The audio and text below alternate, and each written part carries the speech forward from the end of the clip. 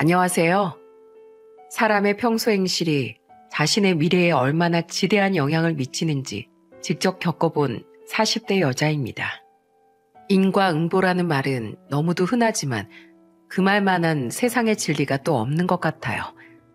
학생이 공부를 열심히 하면 좋은 대학에 가고 학창시절 친구를 괴롭힌 연예인이 훗날 대중에게 문매를 맞듯 과거 자신의 행동은 반드시 자신의 미래를 바꿔놓기 마련이니까요. 1년 전 한 사건으로 인해 제가 왜 그 인과응보라는 말을 다시 한번 되새기게 되었는지, 또한 어떤 귀한 인연을 얻게 되었는지에 대해 지금부터 이야기를 시작해 볼게요. 저는 지방의 나름 큰 도시에 살고 있습니다. 제 본가는 근처 소도시였어요. 가까운 지금의 도시로 홀로 독립해 학습지 교사로 일하던 전 3살 많은 남편과 소개팅으로 만나 나이 32에 결혼을 하게 되었죠. 다른 것보다 고향이 같은 동양 사람이라는 것이 우리에게 큰 공감대를 형성해 주었거든요. 부부끼리 큰 식당을 운영하다 엄마의 무릎 문제로 식당을 접은 아버지는 놀면 뭐하냐며 당시 아파트 경비 일을 하고 계셨어요. 그런 아버지는 감사하게도 신혼집으로 아파트 한 채를 마련해 주셨습니다. 제가 사는 곳은 지방이라 서울에 비해 아파트 값이 그렇게 비싸지 않았거든요. 덕분에 우린 그 전에 모은 돈으로 혼수만 마련해 넉넉한 상태로 남편의 회사 근처 아파트에서 신혼을 시작할 수 있었죠. 결혼한 지 2년 뒤 우린 건강한 아들을 낳았습니다. 아들이 4살 땐 시아버지께서 사기를 당해 빚을 갚기 위해 월세집으로 시댁이 이사를 가야 했던 큰 사건이 있었어요. 그때 남편의 부탁으로 막 결혼했던 시동생 신우에 비해 넉넉했던 우린 시부모님께 7천만 원을 마련해 드리기로 했죠. 물론 그건 우리에게도 거금이었지만 가족끼리 돕는 건 당연한 일이라고 생각했거든요. 덕분에 급한 불을 끈 시부모님은 이사를 가지 않을 수 있었습니다. 비록 조금 더 남은 빚을 갚기 위해 시어머니도 식당 일을 나가기 시작하셔야 했지만 오래도록 살아온 집을 지킨 시부모님은 제게 굉장히 미안하고 고마워하셨죠. 남편은 그 뒤로 제게 더 잘하려고 노력하더군요. 나름대로 행복한 결혼 생활 중 하나 문제가 있었다면 날이 갈수록 진상이 되던 남편의 술버릇 때문이었습니다. 남편은 많지만 했다 하면 남에게 시비를 걸어댔어요. 그것 때문에 남편과 저는 자주 다투기도 했죠. 저희 친정아빠가 암으로 돌아가신 지 얼마 되지 않은 어느 날엔 이런 일도 있었어요. 당시 6살이던 아들과 늦은 저녁 장을 보고 돌아오던 길이었습니다. 아빠다! 엄마, 저기 경비실 앞에 아빠 있어요. 그러네. 근데 누구한테 저렇게 삿대질하고 있는 거야? 얼마 전에 새로 오신 경비원 아저씨네. 남편은 경비 아저씨께 큰 소리로 비아냥대고 있더군요.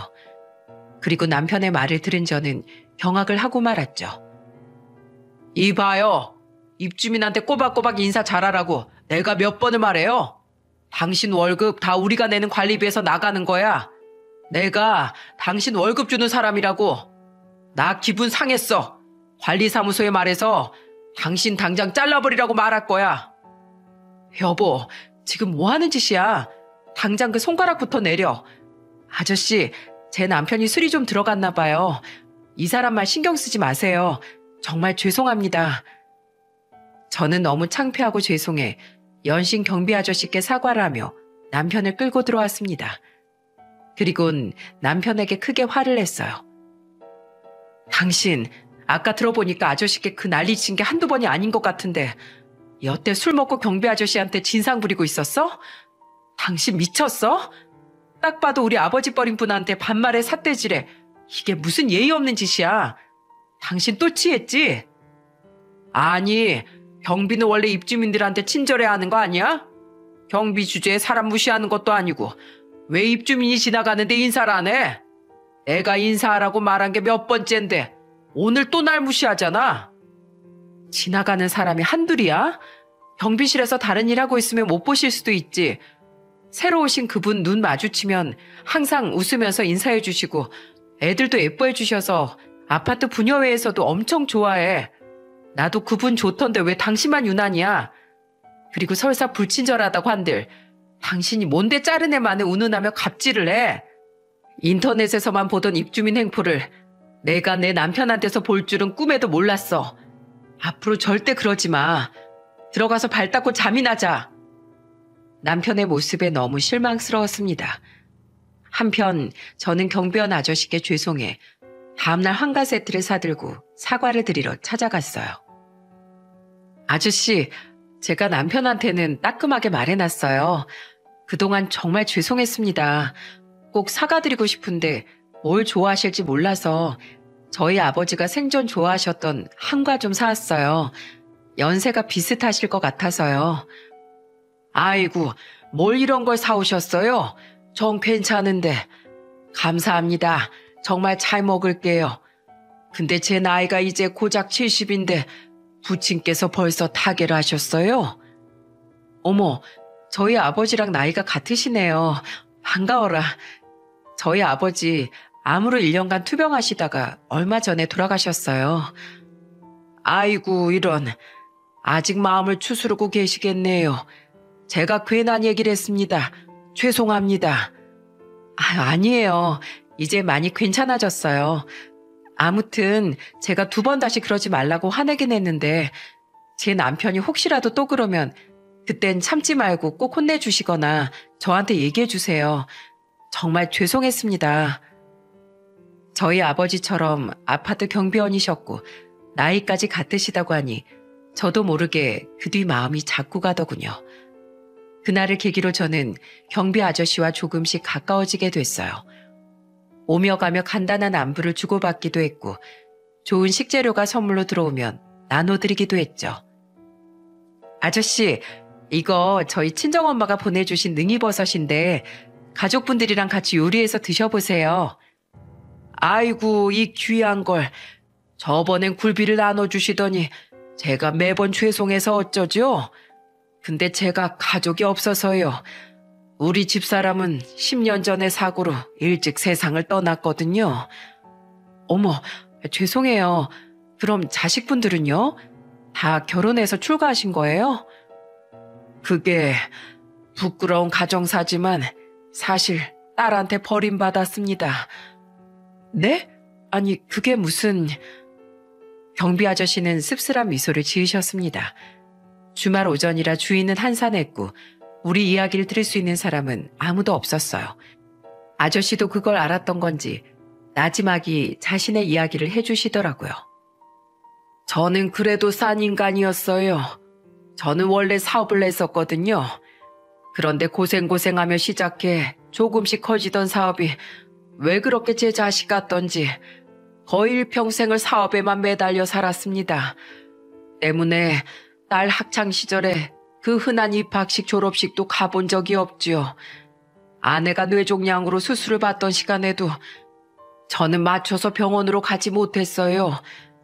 일이니 접대니 하며 밖으로 돌아다니기 바빴거든요. 언제부턴가 딸은 그런 제게 서운해하지도 않았죠. 그래도 덕분에 따님이 경제적으로는 여유롭게 잘하셨겠네요. 그런 것도 아닙니다. 정말 밑바닥부터 시작한 사업이라 딸애가 대학에 들어갈 때가 돼서야 사정이 나아졌지. 그전엔 사업 때문에 진비 갚느라 직장인 월급 정도밖에 집에 못 가져다 줬거든요. 아내는 멀어져가는 부녀 사이를 안타까워했어요. 나중에 후회한다고 제발 가족하고 시간 좀 보내라던 아내의 진심 어린 조언을 전 잔소리로 치부하고 귀를 닫았습니다. 그땐 저도 나름대로 서운했거든요. 나도 가족을 위해서 열심히 일하고 있는 건데 그런 내 고생을 알아주는 사람은 가족 중 아무도 없다고 생각했으니까요. 참 부끄럽고 바보 같은 생각이었죠. 저는 심지어 딸이 결혼할 때 상견례 자리에까지 일 때문에 그만 늦어버렸어요. 아주 중요한 미팅이 하필 그날 상견례가 임박한 시간에 있었거든요. 시간을 맞춘다고 달려가긴 했는데 이미 많이 늦어서 사돈 어른들의 표정이 굉장히 안 좋아져 있었죠. 결국 어찌저찌 결혼이 성사되긴 했는데 딸은 그 뒤론 제겐 거의 말도 걸지 않더군요. 관계 회복을 위해 나름대로 노력해봤지만 딸은 제게 마음을 닫았습니다. 그런 딸이 그 뒤 딱 한 번 제게 먼저 몇 통이나 전화를 걸었던 적이 있었어요. 바로 10년 전 아내가 교통사고로 목숨이 위독했을 때였죠. 아내는 시내로 딸을 만나러 가다가 길 건너편에 있던 딸의 눈앞에서 사고를 당했다더군요. 졸음운전 때문에 바뀐 신호를 못 본 운전자 때문에 말입니다. 근데 그 상황을 알지 못했던 저는 딸에게 전화 온 걸 알면서도 받지 않았어요. 왜요? 일 때문에요? 예, 사실 아내와 딸에게 당시엔 말을 못했지만 그때 제 사업 상황이 굉장히 안 좋았어요. 무리하게 사업을 확장하다 엄청난 손실이 나서 어떻게든 그 빚을 메꿔보려 사방팔방 뛰어다닐 때였죠. 몇십 년 동안 인생을 바친 사업이 망해가는 모습을 보며 전 반쯤 정신이 나가 있었어요. 그때도 돈을 빌리러 아는 지인을 찾아가 사정하고 있었을 때라 딸의 전화를 잠시 미뤄뒀던 겁니다. 그리고 제가 다시 딸에게 전화를 걸었을 땐 아내는 이미 병원에서 숨을 거둔 뒤였어요. 아내 장례식 때 딸이 저를 향해 울부짖더군요. 그놈의 사업 때문에 평생 옆을 지켜줬던 자기 엄마를 마지막까지 쓸쓸하게 가게 해야 했었냐고요. 저는 죄책감과 상실감 때문에 그런 딸에게 아무 말도 못했습니다. 차라리 미안하다고, 죽을 죄를 졌다고 사죄라도 해야 했었는데 이래저래 정신이 나가 있던 전 딸에게 마지막 사과조차 하지 않았던 거죠. 아내 유품까지 모두 정리한 뒤 딸은 제게 이런 말을 남겼습니다. 평생 아빠의 뒷모습만 보며 외롭게 방치됐던 엄마 대신 이젠 자기가 먼저 아빠를 버리겠다고요. 가족의 소중함을 모르는 저 같은 사람은 가족을 가질 자격이 없다고 하더라고요. 그 뒤 딸은 제게 연락을 끊었고 제 사업은 결국 망해버렸습니다. 그토록 치열하게 산 결과 제게 남은 건 아무것도 없었죠. 가족도 사업도 돈도 그 어느 것도요. 사업과 아내를 잃은 고통으로 술만 퍼마시다 보니 그제야 알겠더라고요. 제게 정말 중요한 건 항상 제 곁을 지켜주던 아내였고 또한 가장 부모의 사랑이 필요한 시기에 딸에게 아빠로서의 자리를 지켜줘야 했다는 거였다는 걸요. 하지만 뒤늦게 후회한들 어쩌겠습니까? 제 손으로 놓아버린 딸과의 관계를 사과 한마디로 되돌리기엔 이미 너무 멀리 온 것을요. 딸에게 너무 미안해서 저는 딸에게 연락을 해보지도 못했습니다. 그렇게 전 세상에 이렇게 혼자가 된 거죠. 그럼 따님하고는 연락을 전혀 안 하시는 거예요? 근황도 모르시고요? 조금은 압니다. 우리 사위가 워낙에 착한 사람이라 딸 몰래 가끔씩 제게 안부를 전해주곤 합니다. 딸이 사위일 때문에 이 지역으로 이사 온 걸 작년에 알게 돼서 고민 끝에 저는 서울에서 일하던 경비직을 그만두고 이 지역으로 내려와 여기 일을 구한 거예요. 물론 딸은 모르겠지만 이렇게라도 딸의 곁에 있고 싶어서요. 이렇게 말하고 나니 참 부끄럽지만 속은 시원하네요. 한 번도 누군가에게 제 이야기를 털어놔 본 적이 없었거든요. 저 참 못나게 살았죠? 사모님을 보면 마치 또래인 제 딸이 떠올라 가슴이 많이 아팠습니다. 내가 사랑을 많이 줬다면 우리 딸도 나한테 이렇게 밝은 미소를 보여줬을까 하는 괜한 미련과 후회 때문에 말입니다. 사실 저도 그랬어요. 아저씨랑 동갑이셨다던 저희 아버지도 경비 일을 15년이나 하셨거든요. 그래서 저도 아저씨께 마음이 많이 쓰이더라고요. 그리고 따님 일은 참 유감이에요. 그래도 사람 일이라는 게 언제 어떻게 될지 모르니까 분명 지금 아저씨의 마음을 따님이 알아주시는 날이 오지 않을까요? 경비 아저씨의 깊은 사정을 알게 되자 더더욱 마음이 쓰이더라고요. 그러다 한 번은 아저씨께 굉장히 고마운 일이 생기기도 했어요. 다친 저희 아들을 발견한 아저씨가 직접 아들을 들쳐업고 근처 병원으로 뛰어가 주셨던 거죠. 친구들과 아파트 놀이터에서 놀다 공을 주우러 아파트 정문으로 뛰어갔던 우리 아들이 그만 배달 오토바이에 치이는 사고를 당했거든요. 정말 감사해요, 아저씨. 마트가 바로 앞이었어도 애한테 제가 눈을 뗐으면 안 됐던 건데요. 아닙니다. 병원이 100m밖에 안 되는 코앞인데 구급 잘 기다리느니 그게 빠를 것 같더라고요. 애가 많이 안 다쳐서 천만다행입니다. 답례비라도 드리고 싶었지만 아저씨는 극구 사양을 하시더라고요. 그동안 자신이 제게 받은 것이 훨씬 더 많다면서 말이죠. 저는 나중에 남편에게도 아저씨에게 감사하다고 인사를 드리고 오라고 계속 채근했는데 남편은 뚱한 표정으로 이러더군요. 당신 왜 그렇게 그 경비한테 유난이야? 경비잖아. 입좀이 다치면 당연히 그렇게 해야지. 자기 월급 주는 사람들인데. 당신 아직도 그 소리야? 당신 그거 진짜 잘못된 생각이야. 세상에 남을 위한 일이 당연한 사람이 어딨어. 그리고 내가 전부터 말하려고 했는데 우리 아버지도 경비를 하셨던 거 알지? 당신이 경비 아저씨 직업적으로 무시하는 거 나 기분 나빠. 당신이 직업적으로 누군가를 무시해도 될 이유는 세상 어디에도 없어. 설마 당신 요새도 아저씨께 함부로 대하고 있는 거 아니지? 아니야. 당신 내가 또 그러면 아저씨한테 말하라고 했다며? 내가 아무 짓 안 했으니까 아무 말 없는 거겠지. 그리고 당신 요새 왜 이렇게 집에 늦게 들어와? 주말에도 회사 등산 모임이다 특근이다 하면서 계속 나가고 거의 1년째 그러고 있잖아. 애랑 잘 놀아주지도 않고. 애가 엄청 서운해하다가 요샌 체념했는지 아예 당신 찾지도 않더라. 내가 괜히 그래? 요새 회사가 한창 더 성장하느라 바빠서 그렇지.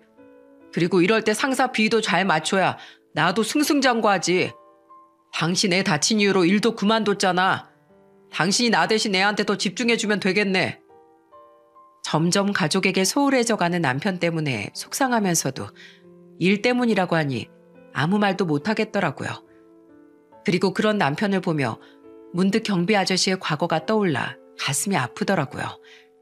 생각난 김에 저는 다음날 오전 경비 아저씨께 크게 자른 치즈케이크 한 조각을 접시에 받쳐 가져다 드렸어요. 이게 웬 케이크입니까? 사실 어제가 돌아가신 저희 아버지 생신이셨거든요. 아버지 생각이 나서 아버지가 제일 좋아하시던 걸로 사봤는데 남편도 어제 늦게 들어오고 우리 애는 배탈이 나서 먹이지도 못했어요. 혼자 다 먹긴 힘들어서 그런데 저랑 좀 나눠 먹어주시지 않을래요? 저야 감사하죠. 잘 먹을게요. 근데 신기하네요. 부친께서 저랑 나이도 직업도 같은 것도 모자라 생일까지 비슷했다니까요. 제 생일도 내일이거든요. 어머, 정말요? 신기해라. 그럼 내일은 쉬시나요? 쉬긴요. 집에서 기다리는 가족도 없는데 나와서 돈이나 열심히 벌어야죠. 내일도 오늘처럼 오전조로 출근합니다. 그래도 사모님 덕분에 하루 일찍이지만 이번 생일엔 케이크도 먹고 좋네요. 아저씨는 제게 고맙다고 말씀하셨지만 저는 영 마음이 좋지 않더라고요. 그래서 다음 날 저는 아저씨의 생신상을 직접 차려드리기로 마음먹었죠. 그날 아침 남편은 다음 날이 토요일임에도 불구하고 1박 2일로 출장을 간다고 하곤 일찌감치 집을 나섰습니다. 기차 타고 간다며 차도 두고 말이에요. 이후 아들까지 등교시킨 후 저는 조심스럽게 경비 아저씨께 식사 초대를 권했어요. 아저씨, 생신 축하드려요. 감사합니다. 오늘 처음 받는 축하 인사네요. 저 아저씨, 사실 제가 미역국을 좀 끓였어요. 아저씨 생신이라고 해서요. 제가 저희 아버지 생각도 나고 이번에 저희 아들 병원에 데려다 주신 거 고마워서라도 꼭 식사 대접을 하고 싶은데 오늘 퇴근 후에 저희 집에서 식사하지 않으실래요? 제 말에 아저씨는 굉장히 당황한 표정을 지으셨습니다. 그리고 간곡한 제 부탁에 이내 알겠다고 대답을 해주셨죠. 그날 4시에 퇴근을 한 아저씨는 저희 집으로 올라와 푸짐하게 차려진 생신상을 보고 입을 다물지 못하셨어요. 그리고 제가 미니 케이크에 초를 꽂고 생일 축하 노래까지 불러드리자 결국 눈물을 보이시더군요. 고맙습니다, 사모님. 제가 이런 생일상에 생일 축하 노래까지 받아본 게 얼마만인지 모르겠습니다. 많이 드세요, 아저씨. 생일날 든든하게 드셔야 또 1년을 기운차게 살아가시죠. 저는 이 아파트에서 아저씨를 만나게 돼서 참 기뻐요. 오래오래 여기서 일해 주셨으면 좋겠어요. 그런데 식사를 마친 아저씨는 무슨 할 말이 있는 듯 입을 여러 번 열었다가 그냥 닫으시더군요. 그리고 고심 끝에 아저씨가 제게 해준 말은 가히 충격적이었습니다. 오늘 아드님은 집에 없나요? 네, 아들은 내일 토요일이라 학교 끝나고 아까 친정오빠 차 타고 친정엄마 댁에 놀러 갔어요. 오빠랑 새언니는 같이 사업을 하는데 요즘 시간이 널널하다고 오늘 일찍 내려왔다가 일요일에나 올라간다고 했거든요. 저는 아저씨랑 밥 먹고 천천히 저녁에 가려고요. 괜히 저 때문에 감사합니다, 사모님. 아드님이 들을 일이 없다니 잘 됐네요. 사모님, 실은 드릴 말씀이 있습니다. 경비로서 입주민의 사생활에 대해 떠들고 다니면 안 되지만 저한테 이렇게 잘해주시는 사모님께 숨기는 건 도리가 아닌 것 같아서요. 입주민의 사생활이요? 누구 말씀하시는 거예요? 사모님 남편분 믿지 마십시오. 사모님 남편 제가 본 것만 해도 거의 3달이 넘게 바람을 피우고 있습니다. 네? 제 남편이요? 사모님 남편분 오늘 출장 간다고 하시지 않았나요? 네, 그걸 어떻게... 이틀 전에 바람 피우던 여자하고 서로 끌어안고 백이동 바로 앞에서 하는 말을 들었습니다. 금요일에 출장 간다고 거짓말했으니 이틀 동안 그 여자 집에서 마음 놓고 푹 쉬고 놀자고요.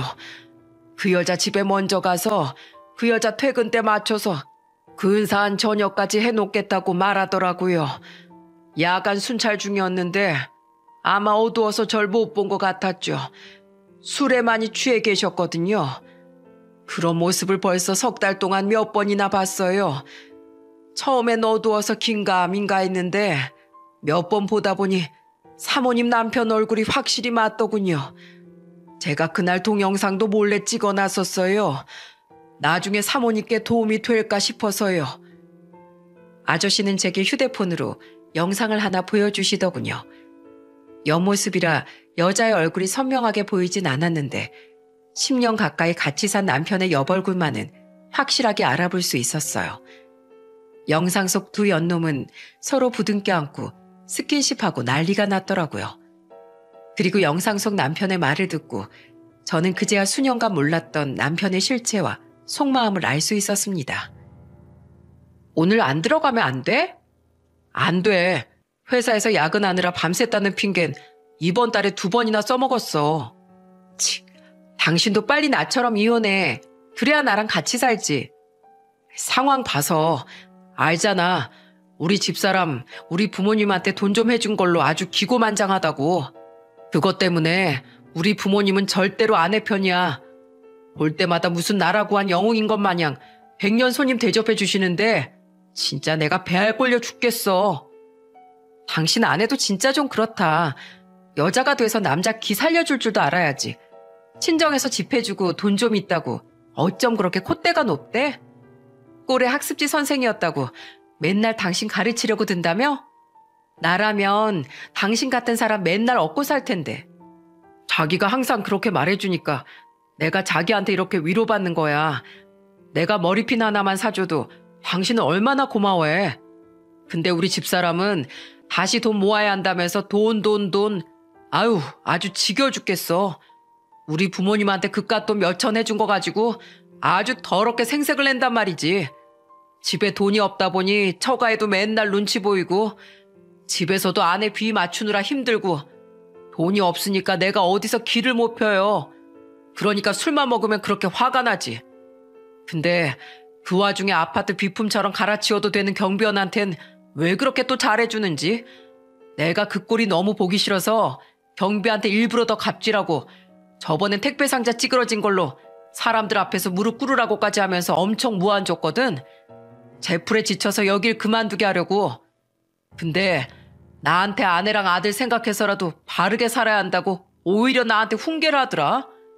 우리 아내한테 말 안 할 테니까 가족 생각해서 정신 좀 차리래. 나중에 가족 잃으면 반드시 후회한다고. 어따 대고 경비 주제에 사람을 가르치려고 드는지 원. 내가 그 경비 꼭 잘라버리고 말 거야. 화내지 마. 자기한테 내가 있잖아. 얼른 들어가서 씻고 연락해. 우리 요새 너무 간이 커졌다. 맨날 자기 아파트 앞까지 이렇게 같이 오고. 언젠간 당신이랑 여기서 헤어지는 게 아니라 같이 집으로 들어갈 날이 오겠지? 그럼 내가 자기한테 못 해줄 게 뭐가 있겠어? 아파트든 명품이든 다 해줄게. 그 말을 마지막으로 영상은 끝이 났습니다. 기가 막히다 못해 허탈하더라고요. 저는 나름대로 가족으로서 시댁에도 남편에게도 최선을 다했는데 그 배려에 대한 결과가 이거라니요. 그럼 그 큰돈이 없어졌는데 흥청망청 돈을 어떻게 씁니까? 당연히 처음부터 다시 모아야 하니 그렇게 말했던 건데 남편은 그런 제 말을 자격지심으로 가지고 받아들인 모양이었어요. 나쁜 자식, 어떻게 지가 나한테 이래? 울지 마세요, 사모님. 이런 사람 때문에 흘리는 사모님 눈물이 너무 아깝습니다. 죄송해요, 아저씨. 왜 그동안 그놈이 아저씨한테 그러는 거 저한테 얘기 안 하셨어요?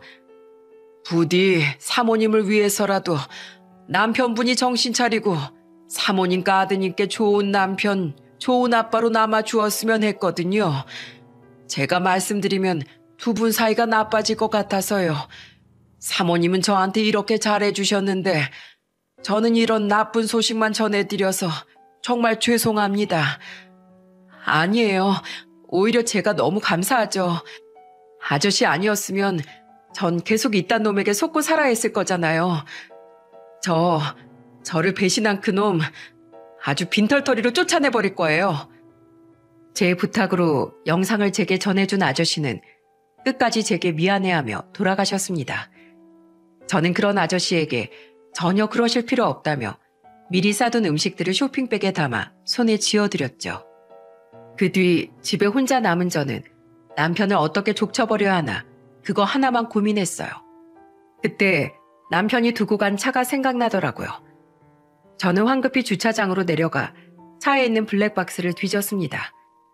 제가 볼 거라고는 생각도 못했는지 블랙박스엔 최근 남편이 상간녀와 차에서 마음 놓고 한 애정 행각들이 고스란히 녹화되어 남아있더군요. 그리고 상간녀의 얼굴을 제대로 확인한 저는 또다시 기함을 하고 말았죠. 이 여자 우리의 어린이집 선생이었던 여자 아니야? 설마 애 몇 번 데리러 갔다고 그 사이 둘이 눈이 맞았던 거야? 그제야 다시 아저씨에게 받은 영상을 돌려보니 옆얼굴이 그 여자가 맞더라고요. 상상도 못한 정체에 두 팔에 소름이 돋았습니다. 그리고 내비게이션을 뒤져보니 유독 자주 목적지로 찍힌 빌라 주소가 있더군요. 저는 직감했어요. 그곳이 바로 그 상간녀의 집이라는 걸요. 주소를 보니 가까워 보였는데 거리를 찍어보니 세상에 거리가 걸어서 고작 10분밖에 되지 않더라고요. 그러니까 그 상간녀가 자주 이곳까지 오고 남편 놈도 오늘 차를 두고 갔던 거였습니다.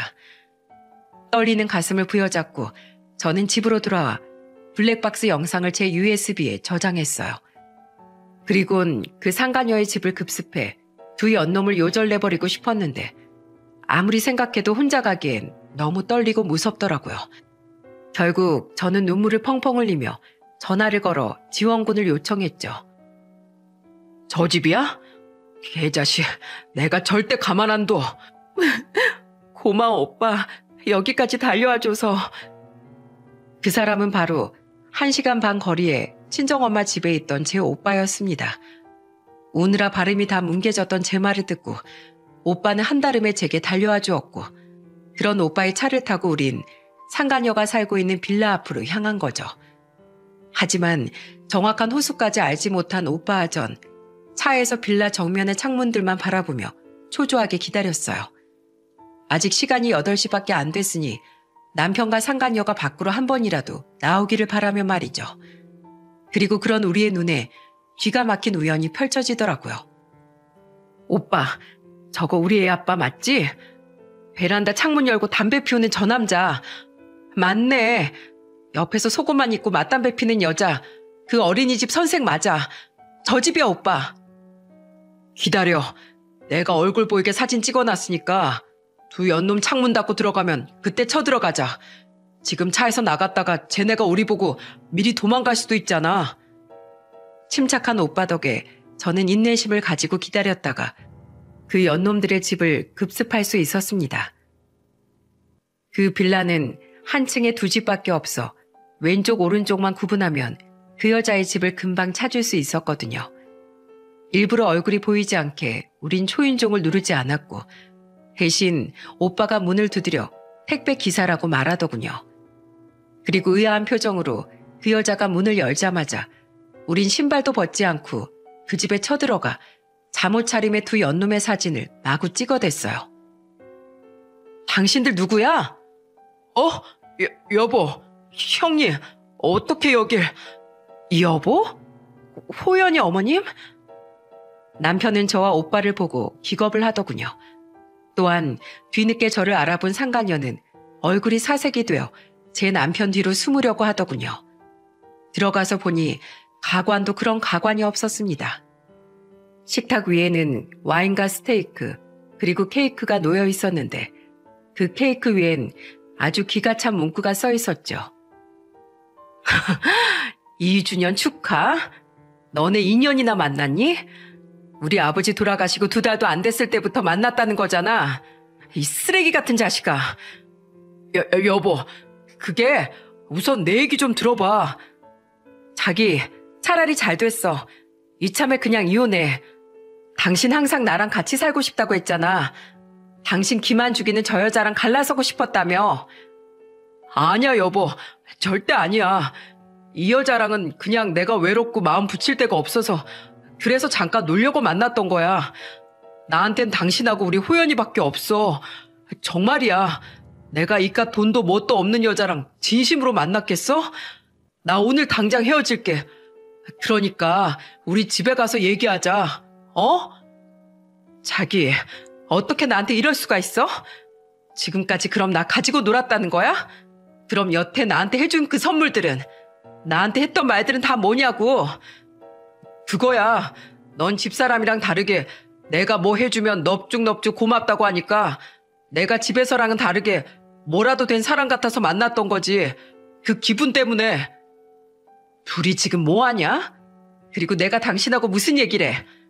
베란다에서 둘이 헐벗고 맞담배 피우던 것도 아주 잘 봤어. 사진도 다 찍어놨다고. 그리고 당신이 그냥 놀았다고 하면 내가 재밌게 노셨어요? 하고 받아줘야 돼? 당신 아주 날 물러봤구나. 내가 그동안 당신 부모님한테 그리고 당신한테 어떻게 했는데 감히 그런 조강지철 배신하고 딴 여자랑 희덕대? 그것도 다른 사람도 아닌 아들 선생이었던 여자라? 넌 진짜 우리 아들 아빠로서 자격도 없는 한심한 인간이다. 당신 짐 다 빼서 시댁으로 보내버릴 테니까 그런 줄 알아. 여보, 제발 나 한 번만 봐줘. 그래, 증거. 그 휴대폰으로 아까 증거사진 찍었던 거지? 그거 이리 줘. 증거 없으면 아무 짓도 못할 거 아니야. 제게 흐느끼며 싹싹 빌던 남편은 궁지에 몰리자 눈이 돌아버리더군요. 남편은 제 휴대폰을 보고 달려들더라고요. 그런 남편을 오빠가 막아섰고 옥신각신한 끝에 남편은 실수로 저희 오빠의 얼굴을 팔꿈치로 치고 말았죠. 그러자 오빠는 이때다 싶었는지 남편의 얼굴에 냅다 주먹을 꽂아버렸습니다. 네가 먼저 쳤다. 이거 정당방이야. 야, 이 쓰레기 같은 자식아. 내가 대체 네가 뭐라고 변명하나 궁금해서 가만히 들어봤는데 넌 아주 재활용도 안 될 방사능 오염수 같은 놈이야. 우리 엄마도 나도 너 같은 놈도 사이라고 그렇게 잘 챙겨줬는데 가족을 위해 헌신하던 내 동생 뒤통수를 쳐? 야, 너 앞으로 내 동생 집에 발도 들이지 마. 나 이리고 뭐고 내 동생 집에 붙어 있을 거거든? 한 발자국이라도 들였다간 너 진짜 아작날 줄 알아. 알았어? 가자, 혜원아. 여보. 여보라고 부르지도 마. 넌 여보의 여자도 입에 올릴 자격도 없어.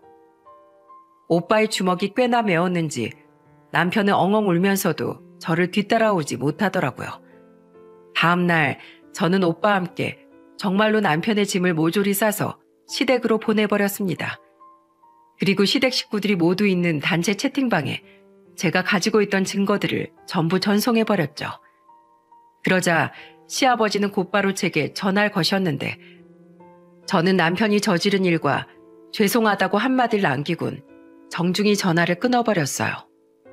그리고 겁을 먹은 남편은 그날 오후가 되어서야 집으로 왔더라고요.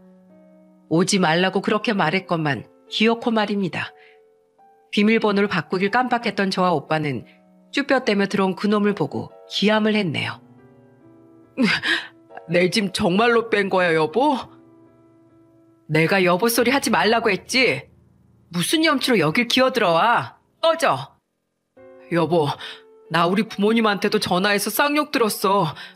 짐 그대로 이삿짐 맡아주는 컨테이너 박스로 옮겨놨으니까 알아서 찾아가든 말든 마음대로 하래. 나같이 아내 은혜도 모르는 인간은 아들로 생각도 안 할 거래. 그리고 그 여자도 어제 나랑 대판 싸우고 오늘날 쫓아냈어. 나 뻥하고 차였다고. 그래서 나 갈 데가 없어. 제발 우리 그동안의 정을 생각해서라도 대화 좀 하자. 그동안의 정? 그 정을 순식간에 무너뜨린 사람이 바로 당신이야. 2년 동안 신나게 놀면서 그 결과를 책임질 생각은 안 해봤니? 안 해봤으면 지금부터 해. 시댁에 못 들어가면 내가 네 회사로 이혼 소장 보내줄게. 알았어? 야, 너 나랑 주먹으로 또 대화하고 싶지 않으면 당장 꺼져. 내 동생 앞에 얼씬도 하지 말라고. 확 안 가? 그 한심한 인간은 오빠가 싸나운 표정을 지어 보이자 주춤대며 도망가더라고요. 저딴 인간을 여태 남편으로 데리고 살았던 제 자신이 싫어지는 순간이었죠. 아가씨, 아까 어머님 전화 받으셨죠? 걱정 많으시더라고요. 네, 그래도 잘 안심시켜드렸어요. 어제 저희 애 봐주셔서 감사해요, 새언니. 아니에요. 여보, 나 애들이랑 먼저 서울 갈 테니까 일은 신경 쓰지 말고 아가씨 지켜주다가 천천히 올라와. 미팅은 다 내가 할 테니까 당신이 해결해야 할 일은 내가 메일로 보내줄게. 친정엄마와 통화 후 새언니는 저희 아들을 직접 집에 데려다주고 서울로 올라갔습니다. 새언니의 배려 덕에 오빠는 한동안 저희 집에 머무를 수 있었죠. 언제부턴가 아빠를 별로 찾지 않았던 아들은 그저 외삼촌이 며칠 같이 지내게 됐다고 하자 신나하더라고요. 오빠가 워낙 저희 애한테 잘해줬었거든요. 이후 저는 남편의 회사로 이혼 소장을 보냈습니다. 또한 남편뿐 아니라 상간녀에게도 위자료를 청구했죠. 그리고 그걸로는 분이 풀리지 않아 제가 예전에 학습지를 맡았던 유아 엄마들과 아파트 부녀의 여자들, 그리고 아직 애들을 그 어린이집에 보내고 있었던 친한 아파트 내 엄마들에게 전화를 걸어 하소연식으로 두 연놈의 이야기를 전부 퍼뜨렸어요. 제 얼굴에 침 뱉기였지만 이렇게라도 두 연놈이 이 지역에서 얼굴 못 들고 살아가길 바랬거든요.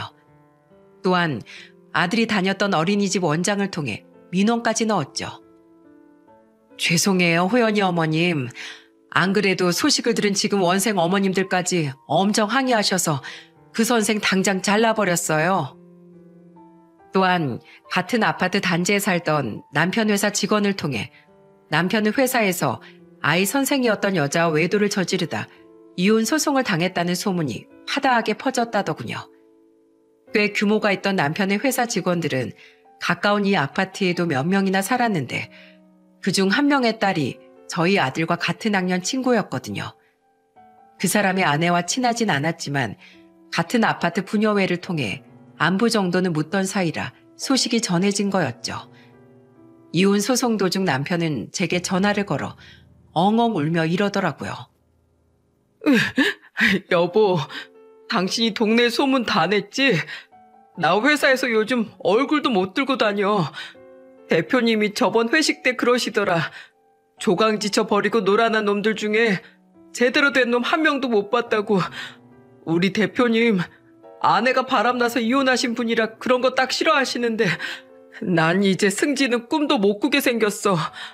여보, 나 회사 때문에 우선 근처에 원룸 월세 구해서 살고 있는데 정말 나랑 이혼할 거야?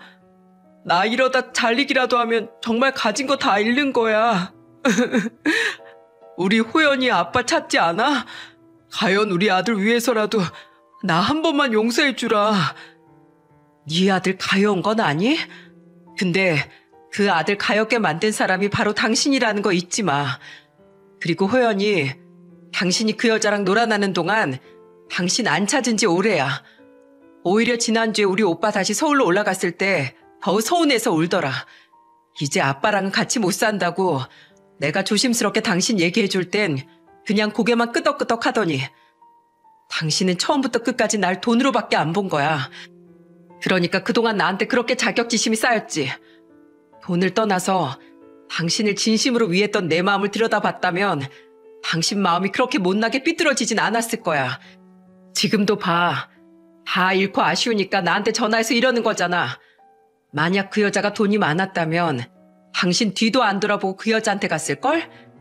물론 그랬다면 그 여자가 당신을 만나지도 않았겠지만 이 모든 일은 다 당신이 자초한 일이야. 그러니까 더 이상 나한테 징징대지 마. 그리고 우리 오빠 갔다고 여기 발들일 생각 꿈도 꾸지 말고. 내가 아파트 경비원분들한테 부탁해놨어. 당신 얼굴 보이면 내쫓거나 나한테 연락해달라고.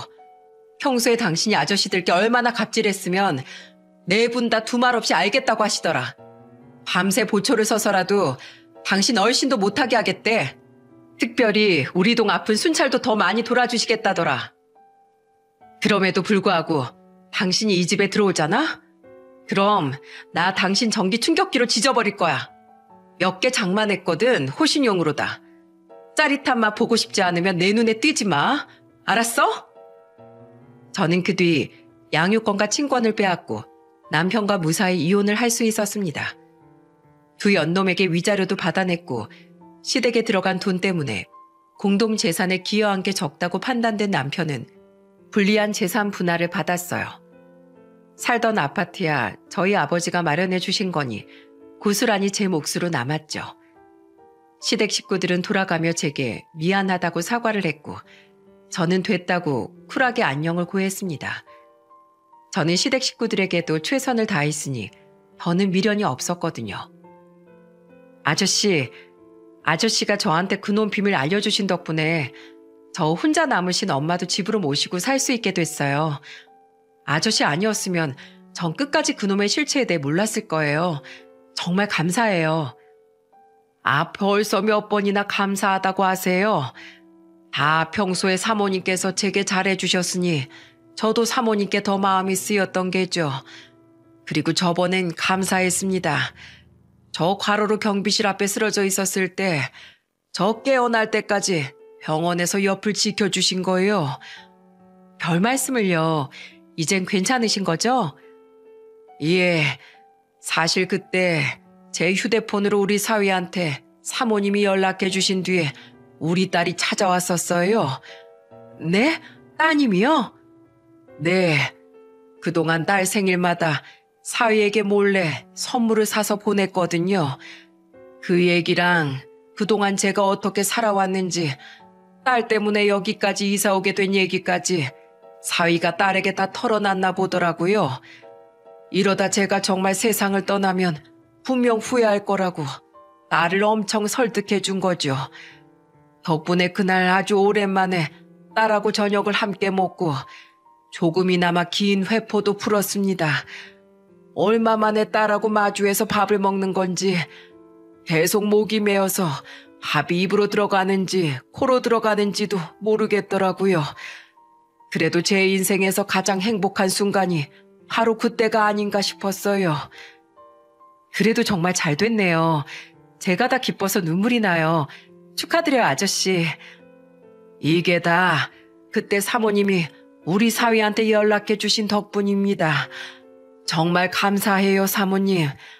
이 은혜 정말 잊지 않겠습니다. 그렇게 아저씨와 저는 서로에게 감사한 존재가 되었습니다.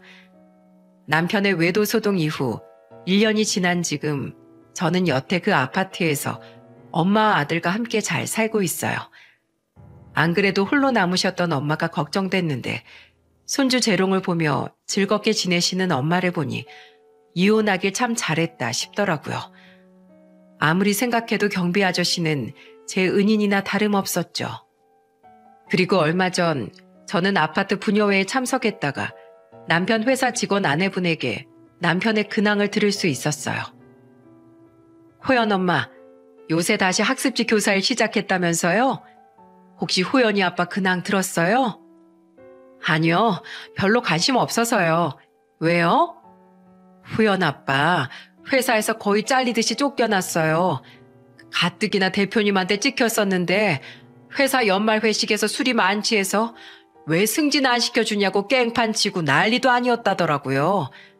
그 뒤로 원룸 월세도 못 내서 고생하다가 결국 집값이 더 싼 다른 지방으로 내려가서 막노동하고 산다고 그 사람이랑 친했던 회사 직원이 우리 남편한테 말해줬대요. 사실 그전에도 호연 아빠 은근히 남 까내리고 회식 때 진상 부리기로 유명했었거든요. 거기다가 아파트 경비원분들에게도 갑질하는 모습을 몇 번 봐서 솔직히 전 호연 엄마도 비슷한 사람인 줄 알고 가까이 안 하려고 했었어요. 근데 최근에 호연 아빠를 빼고 다시 보니까 호연 엄만 그 사람하고 전혀 다르게 참 좋은 사람이더라고요. 그동안 제가 오해해서 미안했어요. 우리 앞으로 친하게 지내요. 아참, 그럼 그 바람났던 어린이집 선생 이야기도 모르겠네요? 아니요, 그건 들었어요. 발 넓은 다른 애들 엄마들이 얘기해 줬거든요. 맘카페에서도 그 얘기 유명해져서 신상 털리고 결국 이 지역 어린이집엔 발도 못 붙이게 돼서 다른 지방으로 이사 갔다고요. 알고 보니까 그전 남편하고 이혼한 것도 사치 부리다 그런 거였다면서요? 참 잘 어울리는 바퀴벌레 한 쌍이었는데 헤어졌다니 아쉽네요. 아무튼 둘 다 잘못 산다니 아주 쌤통이에요. 이렇듯 이기적으로 자기 아니만 생각하며 남들에게 피해를 주고 다녔던 두 연놈은 비참한 결말을 맞고 말았습니다. 반면 저는 엄마와 아들과 함께 더 행복한 매일을 살고 있죠. 경비 아저씨는 최근 딸의 집에 들어가 손주들과 함께 살게 됐다며 얼굴에 웃음꽃이 활짝 피셨어요. 한 번은 자기 아버지에게 잘해줘서 고맙다며 아저씨의 딸이 고급 과자 세트를 들고 찾아와 저희 엄마까지 다 같이 화기애애하게 다과자리를 갖기도 했죠. 이렇게 서로 선의를 베푼 아저씨와 저는 더 행복한 미래를 걷고 있습니다. 불행했던 과거를 교훈 삼아 말이에요. 앞으로도 저는 아저씨와 서로에게 선한 영향을 주는 좋은 이웃으로서 오래도록 교류하며 살아가려고 합니다. 여러분, 자신에게 진심을 다한 가족을 배신하는 건 세상에서 제일 바보 같은 짓이라고 생각해요. 온전히 내 편이 되어주고 나를 진심으로 사랑해주는 사람 한 명을 얻는 건 세상 그 어떤 일보다 어려운 일이니까요. 그러니 여러분은 제 전남편처럼 경거망동하여 가진 모든 것을 잃지 마시고 또한 경비 아저씨처럼 뒤늦게 후회하지 말고 가족의 소중함을 항상 되새기며 살아가시라는 말을 하고 싶어 저는 이 사연을 보내게 되었습니다. 물론 대부분의 많은 분들께선 이미 현명한 삶을 살고 계시겠지만 말이죠. 비도 왔다가 눈도 왔다가 날씨가 참 기승을 부리는 요즘입니다. 날씨의 변덕 속에서 감기 조심하시고 모두들 가족의 품 안에서 행복하시길 바랍니다. 감사합니다.